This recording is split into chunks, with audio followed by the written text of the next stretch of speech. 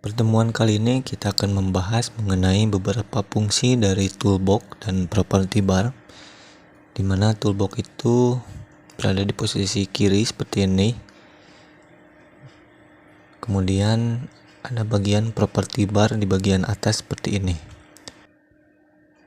Untuk yang pertama, kita akan mencoba mengenai bidang persegi atau kubus. Ini namanya rectangle.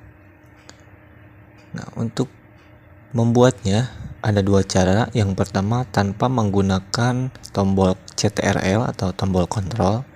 Jadi kita langsung buat seperti ini dan akan menghasilkan suatu persegi panjang.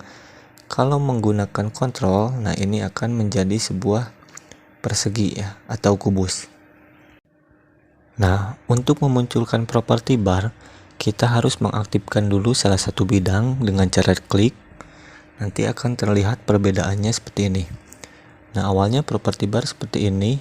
Ketika kita klik bidangnya, maka akan berubah seperti ini. Lalu kita akan bahas mengenai fungsinya. Di bagian yang gambar seperti pensil ini berfungsi untuk mengatur ketebalan dari garis bidang tersebut. Kita akan coba lakukan 0,05. Nah, masih seperti ini.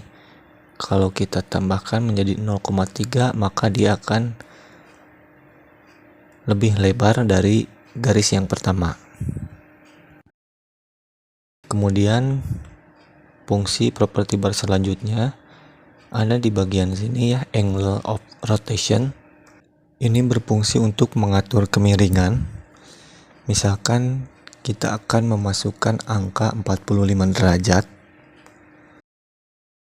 maka hasilnya akan seperti ini.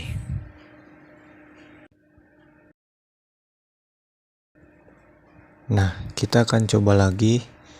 Kita gunakan 90 derajat, maka posisinya akan seperti ini. Kemudian property bar selanjutnya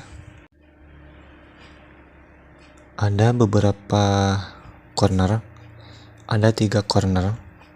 Nah, kita akan coba satu persatu. Kita mulai dengan round corner. Nah, ketika kita aktifkan, lalu kita atur di bagian ukurannya ya, yaitu di bagian corner radius. Kita tinggal klik saja atau bisa menulis secara manual di bagian angka. Semakin besar angka radiusnya, maka sudutnya akan melengkung seperti ini.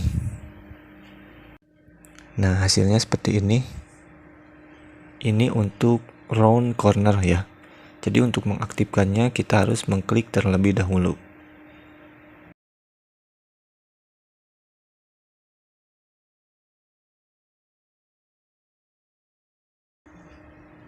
Oke, kita coba di bagian scallop corner.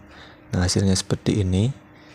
Dan satu lagi kita akan mencoba di bagian bidang yang kubus ini. Nah,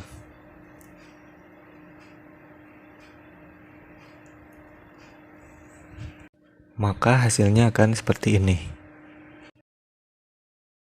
Oke, yang selanjutnya ini ada fitur ellipse tool di bagian toolbox, di mana ellipse tool ini kita bisa membuat sebuah lingkaran atau ellipse.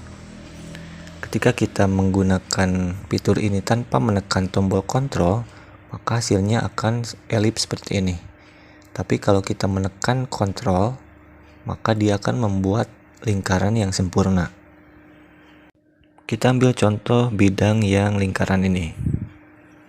Nah, seperti biasa untuk memunculkan property bar, kita harus mengklik terlebih dahulu. Untuk fiturnya sama di bagian ini untuk mengatur ketebalan garis. Nah, untuk ini ada mirror ya.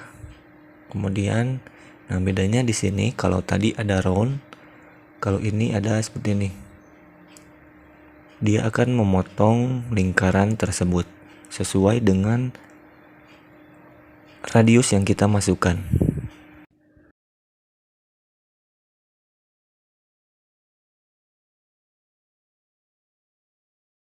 Nah, contoh misalkan di sini 10 derajat, lalu 45 derajat, misalkan seperti ini hasilnya. Nah, dari logo seperti ini kita bisa membuat suatu logo atau gambar dari salah satu game yang ternama, yaitu Patchman ya. Mungkin kalian juga sudah mengenalnya. Nah, kurang lebih seperti ini.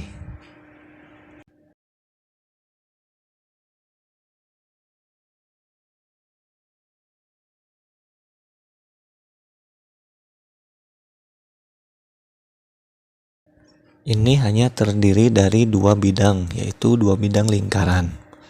Lingkaran yang pertama untuk wajahnya, kemudian lingkaran yang kedua untuk matanya. Kita akan coba menggabungkan dua bidang antara lingkaran dengan kubus atau persegi ya. Kita akan coba membuat sebuah mata dadu, dan kita akan mencoba membuat 3 mata dadu. Nah, caranya mudah, kita tinggal seperti ini.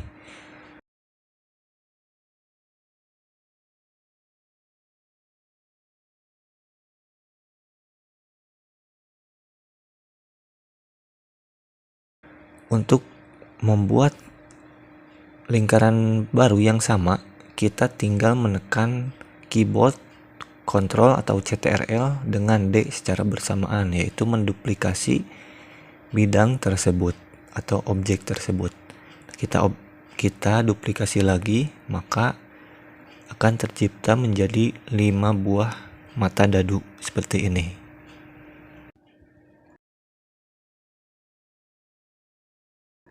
Oke, untuk selanjutnya kita masuk ke bagian toolbox bagian poligon ya. Nah, di sini ada banyak. Kalau kita lihat, kita coba dulu yang poligon. Nah, untuk di bagian poligon, di bagian properti barnya juga ini berbeda dengan yang lingkaran ataupun yang persegi. Nah, di sini ada kolom 3 untuk membuat 3 sudut garis ya, 3 garis dengan 3 sudut. Kalau 4 ini sesuai dengan sudutnya. Kalau 5 hasilnya akan seperti ini. Dia akan menciptakan bidang dengan 5 sudut. Kemudian kalau 6 hasilnya seperti ini. Nah, jadi fungsi dari ini untuk mengatur jumlah sudut dari bidang yang akan kita bentuk. Kalau 3 berarti dia akan membentuk bidang segitiga dan yang lainnya. Misalkan dari bidang 4 seperti ini, atau yang dinamakan jajar genjang, kita akan mencoba membuat suatu logo dari bidang jajar genjang seperti ini.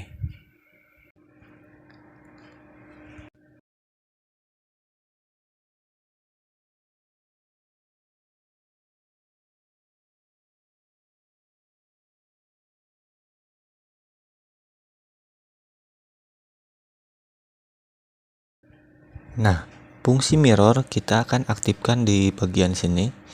Jadi dia akan membalikkan objek tersebut ke arah horizontal. Nah, seperti ini.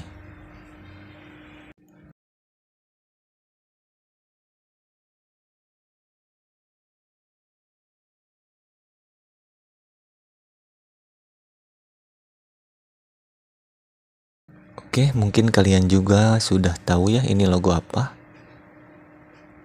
Nah, benar, ini logo Mitsubishi, yaitu logo salah satu mobil ternama yang familiar, yang sering kita lihat di lingkungan sekitar. Kita akan coba memberikan teks, ini berbentuk atau simbolnya huruf A. Kita klik langsung di halaman yang kosong. Bagian ini mengatur ukuran font dari teks tersebut. Untuk di bagian yang ini kita klik untuk mengatur jenis font yang akan kita gunakan. Untuk mengatur ukuran bisa dengan seperti ini ataupun secara manual. Kalian tinggal klik lalu atur di bagian sudutnya. Kurang lebih seperti ini. Itulah beberapa cara untuk membuat gambar ataupun logo yang sederhana meskipun terbentuk dari beberapa bidang, baik itu lingkaran, persegi, segitiga, segi empat, ataupun yang lainnya.